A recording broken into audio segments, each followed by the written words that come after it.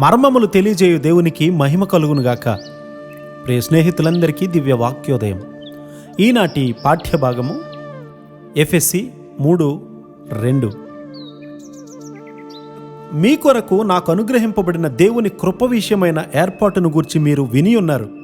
ఎట్లనగా, క్రీస్తు మర్మము దేవ దర్శనము వల్ల నాకు తెలియపరచబడినదను సంగతిని గూర్చి మునుపు సంక్షేమముగా వ్రాసితిని.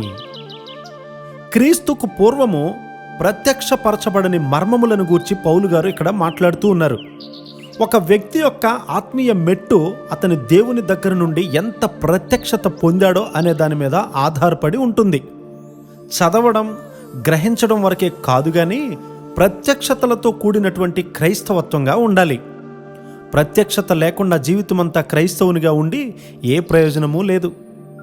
దేవుని ప్రత్యక్షతతో పాటు అపరిమితమైనటువంటి దేవుని శక్తి కూడా అనుగ్రహించబడుతుంది.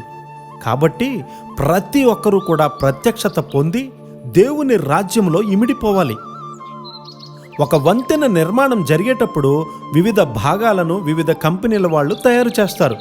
వాటన్నిటినీ కలిపినప్పుడు మాత్రమే ఒకదానితో ఒకటి అమరి ఒక సంపూర్ణమైనటువంటి వంతెన తయారవుతుంది. శోధింప శక్యము కాని క్రీస్తు ఐశ్వర్యమును గూర్చి బైబిల్ గ్రంథం మనకు చెప్తుంది కదా, ఎఫెసీ 3:8. ఈ ఐశ్వర్యాన్ని గూర్చి తలంచినప్పుడు ఆశ్చర్యపడి ఈ లోకంలో ఉన్న ఐశ్వర్యాన్ని తృణీకరించగలుగుతాము. దేవుని మందిరపు పనివారంగా ప్రత్యక్షత పొందితే మనందరము కూడా మందిర సహవాసంలో ఒకరితో ఒకరము అమరి దేవుని మహిమను సంపూర్ణముగా పరిపూర్ణముగా పొందగలుగుతాము. మొదట నీవు పాపివని, నిన్ను రక్షించువాడు యేసు క్రీస్తేనన్న గ్రహింపు దేవుని యొద్ద నుండి వచ్చే ప్రత్యక్షత ద్వారా అనుగ్రహింపబడుతుంది. నీవు ప్రేమలో వేరుపారుతావు. విశ్వాసం ద్వారా క్రీస్తు నీలో నివసిస్తూ ఆయన ఆత్మలో అంతరంగ పురుషుడు బలపడడం వల్ల నిరంతరము వృద్ధి చెందుతావు. ఒక యవనస్తునిగా, ఒక వివాహితునిగా నేను బోధించేవాడిని, కానీ ఒకరోజు సమస్తాన్ని విడిచి ఆయనను వెంబడించాలన్న ప్రత్యక్షత నాకు కనబడినప్పుడు ఆత్మ నా అంతరంగ పురుషుణ్ణి బలపరుస్తూ నా భార్యను కూడా బలపరిచింది. ఎఫెసీ పట్టణంలోని అన్యజనులను పరిశుద్ధుడైనటువంటి పౌలు గారు ప్రేమించడం వల్ల మాత్రమే వారికి సువార్తను ఇవ్వాలని గొప్ప ప్రత్యక్షత అనుగ్రహింపబడింది.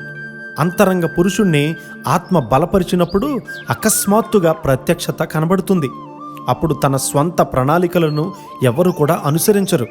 దేవుని ఆత్మ కలిగిన వానికి వృద్ధి చెందే ప్రత్యక్షత పైనుండి అనుగ్రహింపబడుతుంది. అట్టి కృప మనకును అనుగ్రహింపబడునుగాక. ఆమెన్.